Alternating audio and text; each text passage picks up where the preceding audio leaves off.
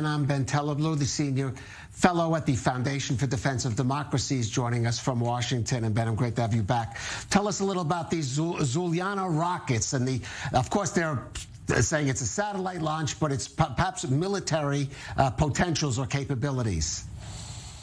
Well, it's a pleasure to be with you again, Kalev. Iran has been working on at least two different types of satellite or space launch vehicles, popularly called SLVs. You have those that employ liquid propellants, which are based off of an older engine design that Iran had received for nuclear-capable medium-range ballistic missiles that Iran had gotten from North Korea in the 1990s. And then a more recent Islamic Revolutionary Guard Corps, not Iranian Space Agency track of these SLVs that employ, at least in one of their 2 or 3 stage systems, a solid propellant motor. And that has a more direct military application, meaning they can be fueled and stored. They require less time prior to launch, so they're less susceptible to these kind of interdiction operations. And so overall, they have greater military utility.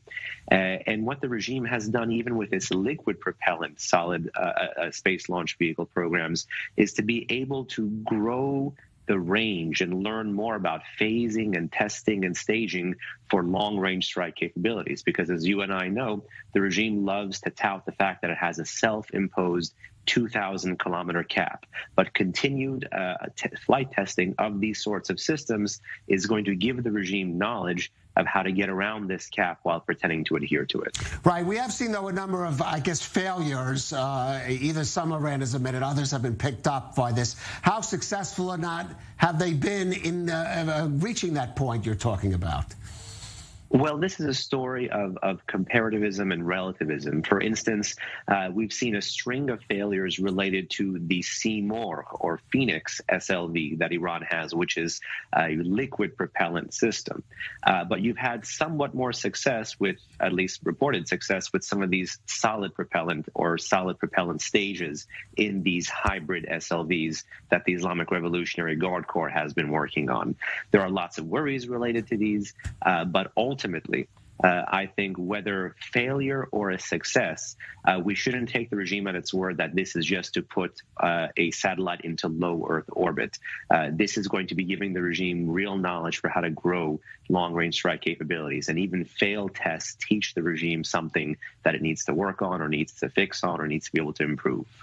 Right. We have seen a number of, maybe let's relate to this.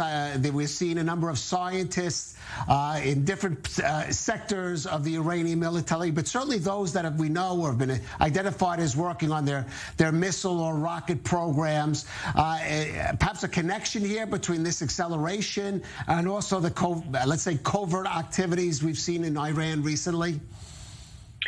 It's possible, but not really. It's plausible, but not really possible, in the sense that when the new ultra-hardline government of Ibrahim Raisi came in last year, one of the things they talked about was wanting to actually step up the scale and the scope of these SLV tests. So the greater number of these tests under the Raisi administration is a sign of him making good on that promise. Now, do these greater number of tests and greater publicity related to these tests give the regime a tool with which to signal resolve against foreign adversaries? Sure.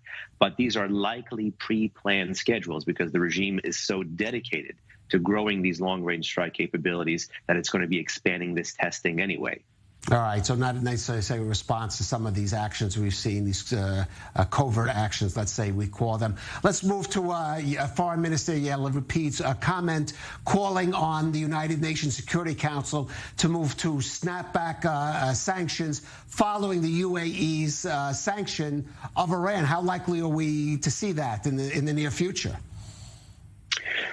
Well, ultimately, it would behoove many, just on the last point that you mentioned, it would behoove many of the Arab states of the Persian Gulf to actually improve, their economic sanctions capabilities against the Islamic Republic and against the Islamic Republic's regional terror and proxy networks, because they would be on the front lines of any potential conflict should anything go sour in the region. So it's always good to see U.S. partners getting together and being able to double down on those non-kinetic tools like sanctions. But as to what what Lapid said, what you had specifically mentioned, I think that really should be the ultimate goal of the Biden administration. The Biden administration should actually have this not as a plan B, but as a plan A, to be able to get the international community back on the same page based on, a consensus that previously used to exist in 5 Security Council resolutions against the government of the Islamic Republic. The JCPOA and the enshrining 2231 resolution did away with that.